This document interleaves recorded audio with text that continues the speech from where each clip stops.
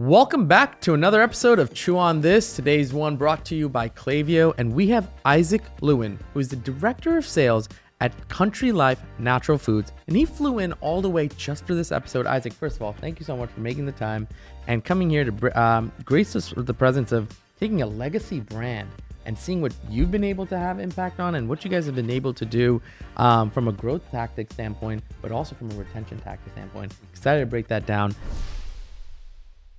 Isaac, for the few people who may not know you, give them a little bit about your background. Yeah, thank you so much, Ron. Of course. Thank you guys for having me. So, yeah, my background, I started in sales when I was like 14 years old, standing outside of apartment complexes and pizza shops with spinning signs. Oh, you were that guy? I was that guy, but you. I was like 14 and everyone else was like big adults. You know what I mean? I didn't speak Spanish either, so I was like the only thing. But so that I didn't even realize that was marketing at the time, and then that led me to when I went to college. I met these kids that were selling books door to door to pay for school. So I was like, yeah, when they told me how much money they were making, that was really got me interested. So I started doing door to door sales, and that led me once I realized after my first 2 summers, I made like 8,000 my first, 10,000 my second. Oh, wow. I could, in 2 weeks, yeah, in 2 months. As a kid, that's a lot. Never seen money like that in my life. That's too much. So I was like, okay, selling is something I have a gift for. Then I got working at web.com. Well, Yodel got bought out by web.com, so that kind of gave me like a marketing agency, a Fortune 500 bigger feel. Yeah. What is So- it? They were like PPC? PPC, SEO, selling dreams Yeah. to plumbers and yeah. But then I got actually firsthand experience running ads and doing things for small ministries and small businesses, and then just kept doing that until my budget got bigger. Before we dive in, a quick word about today's sponsor, Klaviyo. In 2025, retention isn't optional. It's the growth engine for any brand that's serious about scale. That's why at Obvi, we use Klaviyo for all of our email and SMS marketing needs and to know what our customer are talking about. We're not just using Klaviyo to blast everyone the same promo code, but to make sure our message actually reaches the right people at the right time based on real customer behavior. Klaviyo combines real-time customer insights with AI to help us design smarter flows, create dynamic segments, and personalize every touch point based on what our customers are actually doing. It saves us time and helps us drive way more repeat business. Want to know more about your customer than ever before? Go to klaviyo.com/chewonthis to learn how. Now, let's get back to the episode. You know, I think kind of what you just talked about with your background.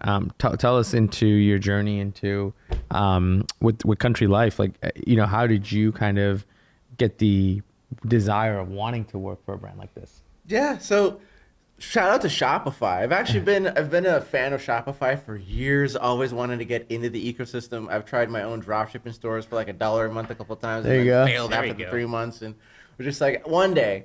So I actually got a gig years ago as like a founding account executive for this Go High Level agency. And so we were just trying to get real estate agents to sign up with Go High Level.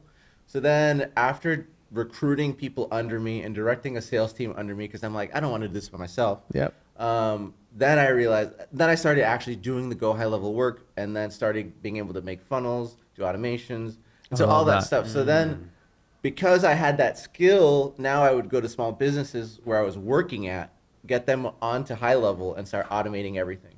So that was what kind of led me to where it was the previous president of Country Life told the current president that, hey, there's this guy you should talk to. Wow. So we had a Zoom call back in like October before I actually came in the January, and he was saying, hey, come help me. I'm like, dude, you're in Michigan. Like, why would I go up there? It's Yeah. cold. It's all this stuff.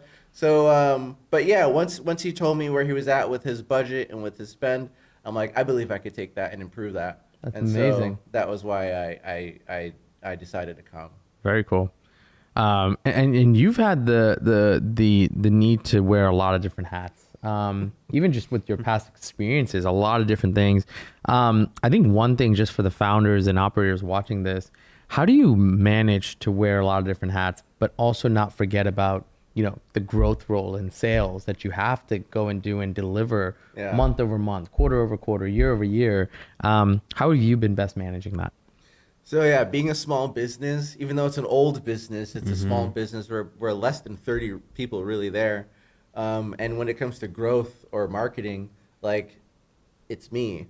We have some agencies that we work with, so that's been nice in the sense that I don't have to. I mean, I will still make static ads or make videos and even edit the videos and shoot them. And, like I will do that, but like if I can get, hey, can you make me some statics, please? I can work with certain teams to do that, or like even the blog posts. Like we have someone that writes the content or writes certain things. So my thing was looking at the biggest levers, like what pulls the needle or what moves the needle the most. And so we have 3 different customer types. We have like a wholesale customer, which is our businesses. We have our members, which is a new program we just started, which these are paying customers who are kind of like Amazon Prime. They're paying to shop. Yeah. And then we have regular customers.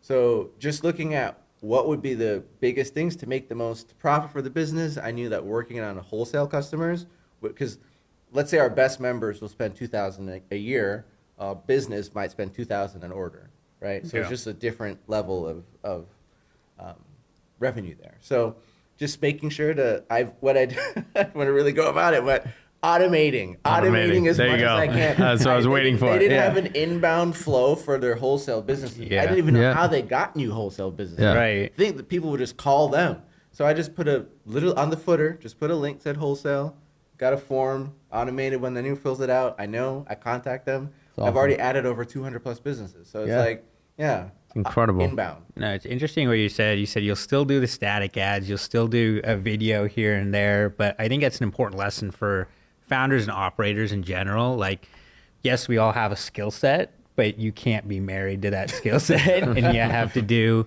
things that are outside of your comfort zone. Like, Ron is he's got a numbers background, but sometimes he plans events. Yeah, I saw you recently where you went to an event where you were selling for Target. You were at Target. Yeah, that was both of us. Yeah. Yeah. He was actually mixing drinks. Trade show, let's go. I mean, trade show, man. What you gotta do, right? Exactly. No, you touched on it a little bit. The automation piece and being able to take on skill sets that are outside of your wheelhouse. I think it has a beautiful marriage, right? Like if you can learn it quickly enough, create efficiencies, you're actually gonna be able to make it go a lot further than hiring somebody to just be a specialist in something.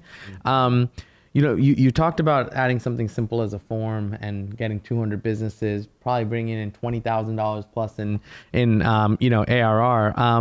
I'm curious, what are some of the lessons you've been able to learn on focusing on people that come back and buy consistently versus just always looking for the new fish, right? Talk to us a little bit about that mentality, because a lot of people are driven both from a dopamine level, but also ego level to just get new. Yeah. So if my CEO is gonna watch this, because he is his, and I understand where he's coming from. We really do need to get new customers. Yeah. Like every month, we need to have a certain percentage of customers being new. But in creating the membership, one of the main things about that was driving that repeat purchase. That's right. Because looking at our data, we have a massive amount of customers that have just made one purchase. That's right. But then when a customer makes their 3rd to 4th purchase, they're in for life. Like it's not to say we ignore them, but we made this VIP flow that just started converting people from 3 to 4. And it's just been so effective. Yeah. So effective. We're giving them a little discount saying, hey, thank you so much for being a special customer. You're making your 3rd one. Here's a 15% on your 4th one.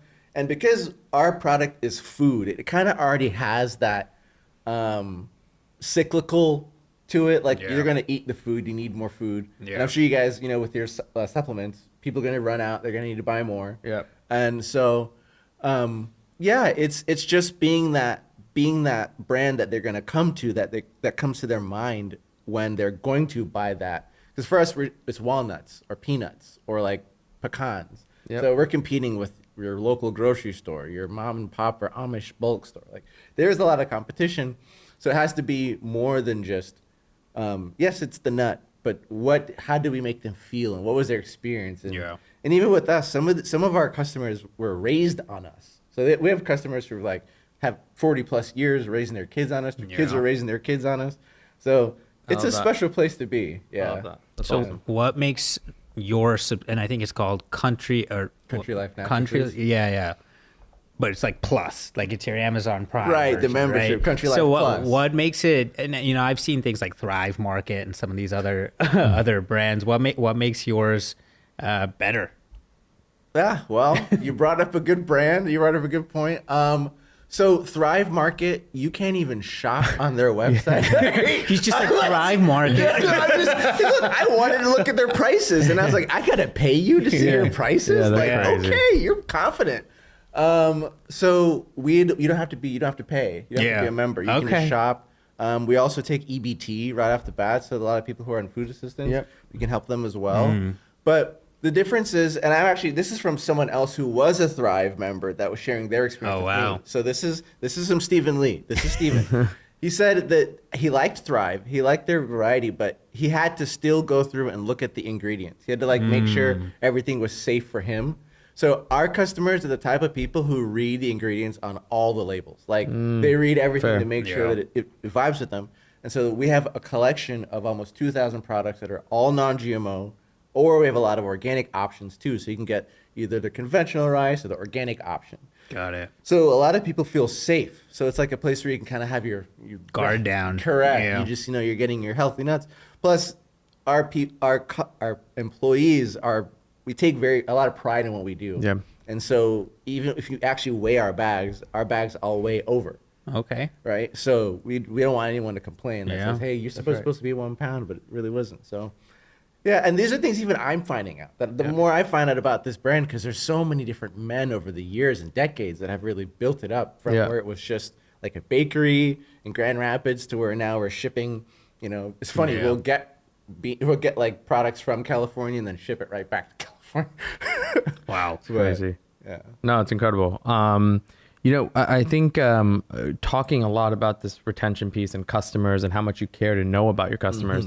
I think when it comes to retention, talk to me a little bit about, where does customer service fit into it? Give me some experiences or examples where you guys had to put customer service over revenue, right? And how do you kind of really think about that priority, and how much do you guys talk about even internally in your company? Yeah. Because I think retention stems from this idea of the customer needs to feel confident to come back, not just feel like they're promoted to come back.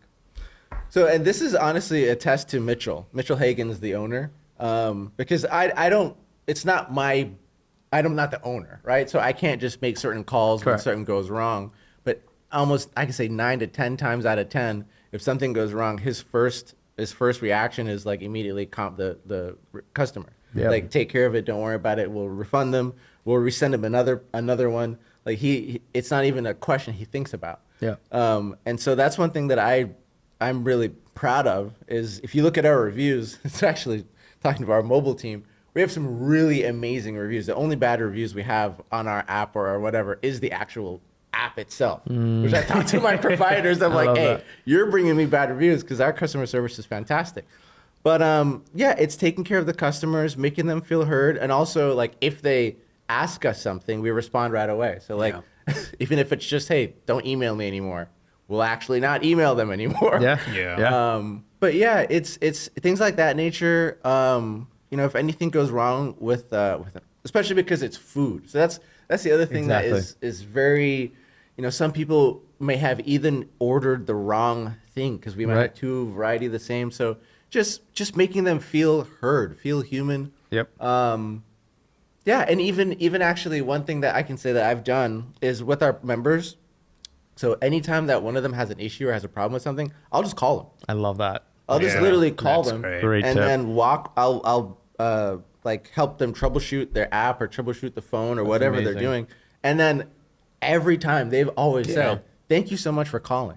Like, and then they go talk and talk. Sometimes we have to try to get off phone, get back to work. But we have great customers. I mean, it's families. It's not just like an individual. I always look at them as it's families. We know that. I mean, they are single people who do order from us, but majority of the people who order are families. And so we're just helping them to have some sustenance. It's amazing. That's like when I'm on a website or I have a subscription to a product and I want to cancel that subscription, the ease of canceling that subscription through whether it's customer service or it's just some sort of form, that will pretty much make or break me ever getting back on that subscription. So there's been a lot of times where I've canceled something, and because it was so easy to just get off of it, I get on later knowing that I can get off of it whenever I want to. But if it's a hassle and it's a terrible customer service experience in general, you're just never going to want to get back on it. So 100%. I definitely agree with you. I think retention starts at that first touch point.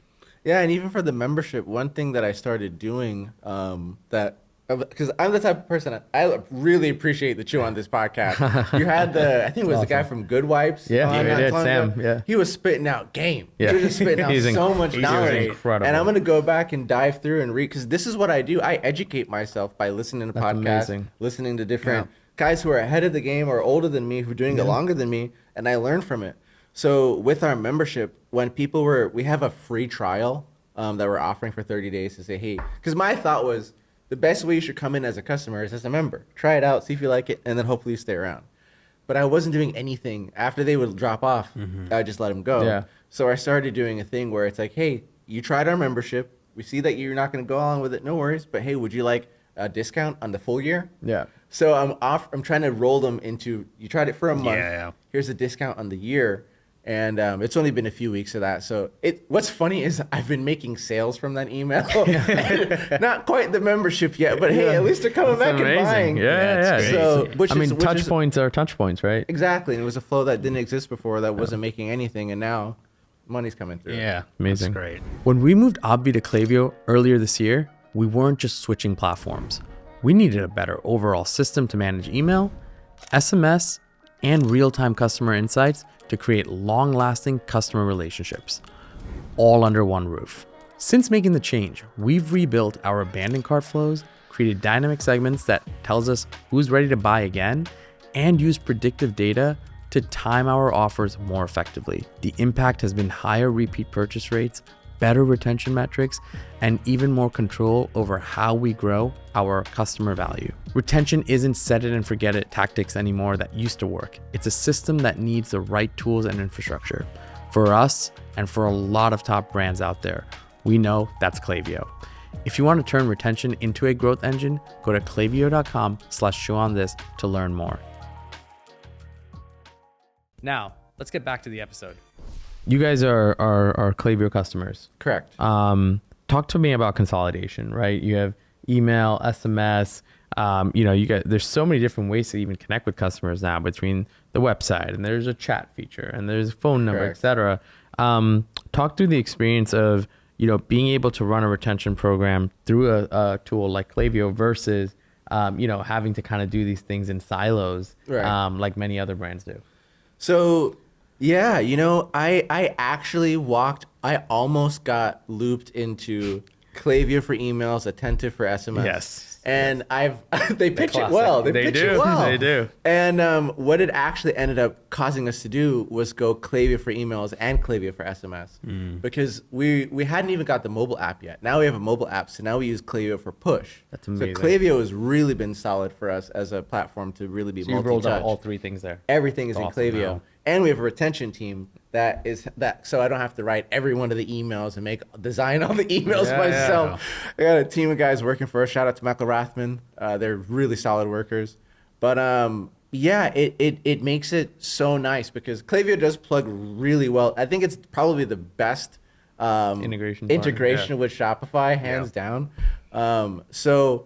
Being able to, and not just on the back end of things, because what's so really neat about Klaviyo is they even roll out this thing called the Customer Hub, which goes now on the front end of the website. So Klaviyo, which used to just be an engine for retention in the sense of emails and SMS and push, actually are now going onto the almost acquisition side. Or like, I don't want to say acquisition, but they're giving the customers more ability to buy again. So they're showing them, hey, you recently bought this before. Would you like to buy it again? Or these are suggestions that look like things you might like. It's very light acquisition. And it's like, it's suggestive selling. It's like a very positive upsell. You bought this once before. You want to do it again? It's so interesting. You said usually people get pitch this for Klaviyo and then there's something else for that. And I think in the world we live in, where we're trying to leverage AI, leverage automation, etc., it's almost like counterintuitive now to think about splitting up how your efforts go. And I find it to be almost like one of those things where it's like it's become a no-brainer. But then also, again, there's an element of like, well, I want to use the best tool that specializes in the best feature set. And I do think the argument there has become more and more is feature sets are also getting commoditized, right? Like almost everything can do everything. So you're also almost like, all right, well, what's the big difference, you know? But there is obviously elements of different things that work for different people. But I'm curious on one thing, on when it comes to your guys' retention program, right? How are you guys balancing segmenting versus just promo versus just follow up and abandoned cart, et cetera? Like, how robust and detailed do you guys get into this person had this behavior, they're going to get this experience versus this person who came in from Google as well, but had this behavior is going to get a completely different experience. How do you guys work through that? So it sounds like you're in my meetings this last few weeks, because that's literally what we just got off. We just made a new plan for Q4. Because with our emails, we really, when I first got there, we only had 2 customer types really, which was just regular customers and wholesale customers. And then the wholesale customers, they got no emails ever, just nothing. And so now that we have wholesale customers, members, and regular, it's not just even then segmenting them or into those 3 was one thing that we tried to do to have the different experiences. Now I realize it's like, okay, we have the most engaged, we have unengaged, we have, you know, have been engaging with your emails but haven't bought yet. It's like that group is such a strange group. You know, opening them up every time. What it's are you like, doing? dude, just put their recipes. Maybe they just really want the recipes. Right. But yeah, we've literally started to. We were using this one platform called. He suggested I install this thing called Railion. We're supposed to like auto AI segment the customers, and then we bailed off of it. So now I got stuck with like 11,000 tags on my customers. So I'm using this thing called Retool, where a friend of mine set up this script so I can automatically get all the tags off. So, but yeah, there is a strength, and it makes sense to know who are your most engaged customers, who are the most, and especially for us, like with the members. One thing that I've been doing is each month we have special deals that only the members have access to. So I'll only send that emails out to the members. Yeah. You know, and now that was one thing we weren't doing. That email makes a couple $100 every time I send an email. And so, yeah, or the wholesale customers. Every 90 days after a wholesale customer hasn't placed an order, I send them out an email that says like, hey, would you like to keep your wholesale status? Just checking in. Because, you know, people change. People get hired. People get fired. People switch. Things can happen. So it's just one of those, dude, it's prints money. Every 90 days. I love the wholesale status piece, because it's like people are like, oh, I don't want to lose my. Correct. Yeah. People hate losing status. Like, what do I have to do? I'm planning one. I swear I'm planning. So yeah, no, that was, and I can't take credit. I believe in God. I feel like God gives me the wisdom to do these things. No, it's amazing.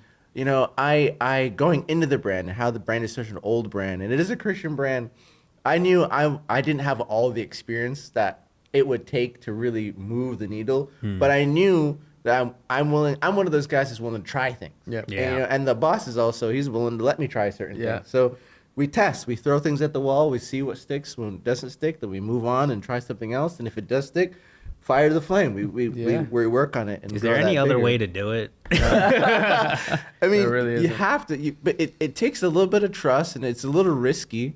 But I mean, that's the only really way to know if something will work, is you have to test, you have to experiment, you have to dabble a little bit. Super tactile, man. Super insightful too. I think a lot of people get stuck at the point of like, I think I don't want to break anything, or I don't want to move away from what's working. And it's like, no one's asking you to move away, but it's just seeing if you can get a step closer to the finish line, you know? And testing in a small set group before you really blow out something. Exactly. You know, a lot of brands, they lose momentum after the first purchase. I mean, even after you kind of mentioned, like before, when wholesale orders were happening, they were maybe not talking to them afterwards or whatnot. What's one post-purchase step that you think brands overlook the most often? Like in terms of just, whether it's customers buying again or the customers not buying, what's been something that you guys have added that's been super beneficial beyond what you've already called out? So here's what's also neat, I guess, about Klaviyo and Postpilot. There's physical mail. Physical mail has worked so well for our brand. Yeah. So one of the ways that I tried getting that second purchase was after someone makes a first purchase, I send them a physical postcard. Well, it's a handwritten postcard. It's supposed to be from the owner, but Yeah. It's written with somebody's hand. yeah, it's written from me. And I actually we took a staff photo of all our cool. team, and so I have the team photo on the Nice. back, and it has like a message in there where it's like, keep this by your fridge with our number on it, that way you can call us if we need us again. I like that. Super smart. Brilliant idea. I want to eventually go to one of our customers' house and see if they actually have it on their fridge. Like, I bet you there are Are you in the customers who have it on the fridge. Yeah, I'm in the picture. I'm in the picture. That's awesome. So when I first got there, the owner put me on like everything. I was in the warehouse. I did some deliveries. I did everything so I could just see the full business and the shipping. And yeah, so actually driving out there and going to the customers' homes was one of the coolest things, because there's no like one size fits all. There's like, the Indian family in the high rise city, and then there's like the Americana family out with the big farm. Yeah. And then there's just like, the main thing about them was that they all like to they all like to cook food from scratch. Yeah. That was the main thing that united them all together. Whether That's it was amazing. lentils or rice or whatever it was, they cooked food from scratch. That's so cool. And so yeah. Great experience, man. it's been good. Some great tactics you've shared too. It's this is exactly what people like to watch our episode for, which is like, is there one thing I can go and do to apply to my business? So super helpful. I want to take a crack at some of these rapid fires. Sure. Because they're a lot of fun. Anki, you want to kick it off? Yes. So we will do a rapid fire round now. What's a marketing or sales trend you've currently ignored, and why? You're gonna ruffle some feathers here. Yeah, no, I would say dancing on TikTok. I feel like a lot of us ignored that. Well, and It's actually, so true. I honestly have told the CEO, we used to have we have these costumes, and I told him I'm willing to put the costume on. I'll put the costume on be on TikTok. I don't know if I'll dance in the costume, Yeah. but it's just the dancing. I just don't know. I've seen there's like, I think Duolingo worked for them. Yeah. I mean, it does work. Yeah, it works. You really got to get the personality. Yeah, I think you have to be good at it. Yeah. So that's Yeah. it's just not my cup of tea. But hey, power to those who make it work. Oh, that's amazing. What's the most surprising growth hack you've tried that actually worked? Yeah, most surprising growth hack that we've tried that actually worked. You know what? Before and after pictures. I was watching a podcast and it was talking about the power of before and after pictures, and I was like, that can't be that effective. Super effective, especially for statics. Yeah. Facebook statics. Yep. Before and after, it's because the whole thing about an ad is really like making the person who's seeing the ad the story of the character of the story, main character. In a before and after picture, immediately they can see themselves, because the one I had was a lady with an empty fridge. Yeah. And with the face like, and then the other side was like a woman with like a full pantry. Yeah. With like super happy. Yeah. So it was just like empty fridge to full pantry. Before and after pictures are a hidden secret. So if you haven't tried those, I like that you created before and after, because in the world of weight loss, it's always weight loss related. But you're talking about before and after from an angle of like just emotional before and after. wait, who too. hasn't gone to a fridge and you wanted something to eat? You open it up and you're like, ugh. Like, you think, Happened to me last night. No, it's great because you're almost selling, this is the lifestyle you could have. correct. Yeah. Correct. Yeah. That's actually an excellent call out. And it was literally a random podcast, and that's what I said. I'm the type of guy, if I hear it work for you, Yeah. I'm gonna You're try gonna it. test it. I'm gonna try it. Yeah. What's the best piece of advice you've ever received that helped you make a tough business decision? Yeah. you know, I think it was advice I was given, but like sometimes you have to make hard decisions.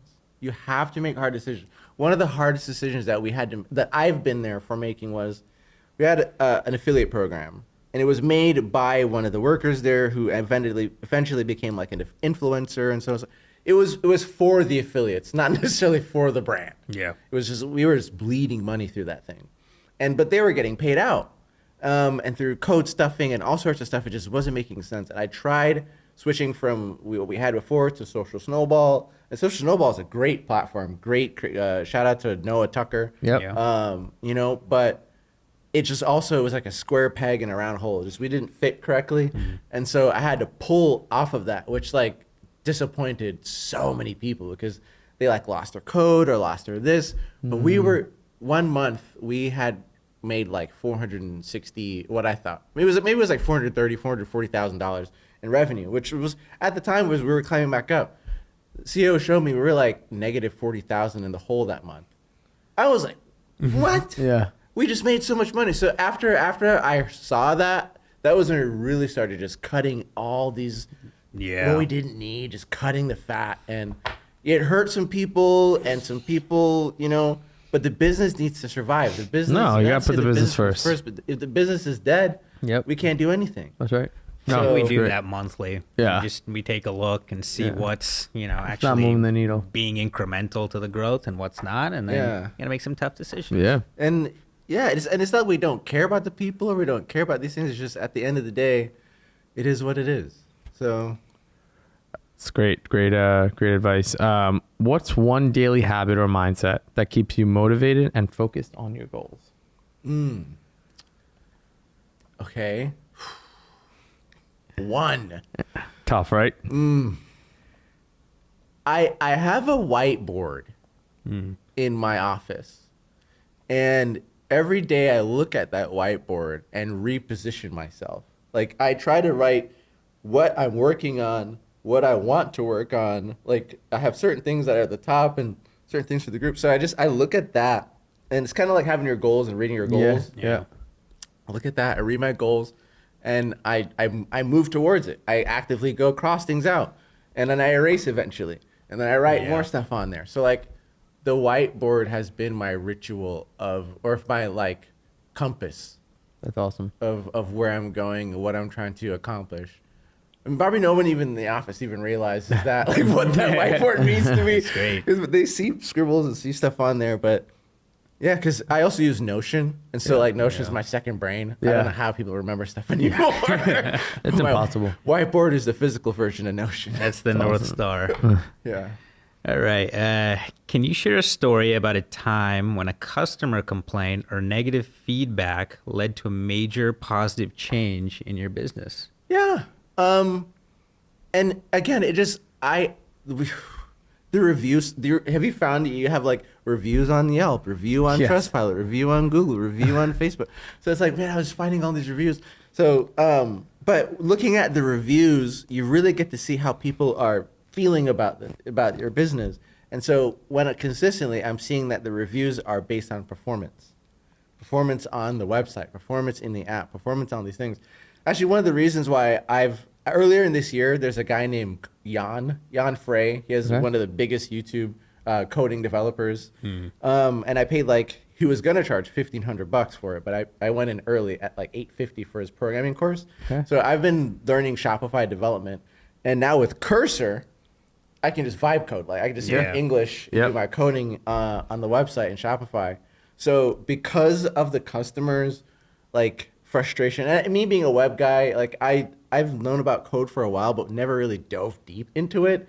So it forced me to literally become a Shopify developer. There you go. That's awesome. Because it costs so, anytime someone does Shopify work, it feels like, oh, well, that's going to be $5,000. Yeah. That's where it starts. Right. And so it's like, we don't have all that budget. So just taking things on my own hand. That way, again, it's a small business. And the more that I feel like I can do, it gives me skill set so that I can learn and do things later, but saves us money for the brand. Yeah. Especially with AI, everybody should be doing everything. If you're not using Cursor and you're in Shopify, like, I don't know what you're doing. Yeah, I agree with you. If you could only use one channel Email or SMS for retention marketing? Which one are you choosing and why? Hands down, email. Not even a question. Wow. Just to get out of SMS is one word. You just reply stop. To get out of email, now it's supposed to be easy. Yeah. You hit unsubscribe, but really what that does is bring you to another page, and then you get it selected again. So it's a lot harder to unsubscribe Multi-step. from email. Not just that, if you have their email, they're getting it on their phone. Yeah. You already got the phone. You got the phone. Yeah. So email. I love that. Isaac, this was awesome. I mean, you shared wisdom, you shared some of the vulnerable elements. You also shared some incredible tactical things people can go and do. We love to end each episode, as you probably know, with one thing to chew on, one thing to give everybody something to go work on and think about. What's that one big chew that you have for our audience? I'll say Shopify is an amazing ecosystem. Like, if you want to be a designer, if you want to be a developer, if you just want to do marketing and sales, like, spend time in Shopify and just learn it. It is even the academy. Like, Shopify Academy is free. It's free knowledge. Your value comes from what you know how to do. Truly, it really is what you know how to do and the problems you know how to solve. And Shopify has a lot of great people in there with valuable problems that they want solving. So I say stick to the ecosystem. That's my probably thing that you want. I mean, honestly, for me, it's been so rewarding. I've only been in 2 years, and I can already see I don't have to leave this. Yep. Yeah. No, You know? I love that. Chew on that. Chew on that. If you want more from us, follow us on Twitter, follow us on Instagram, follow us on TikTok, and check out the website chewonthis.io.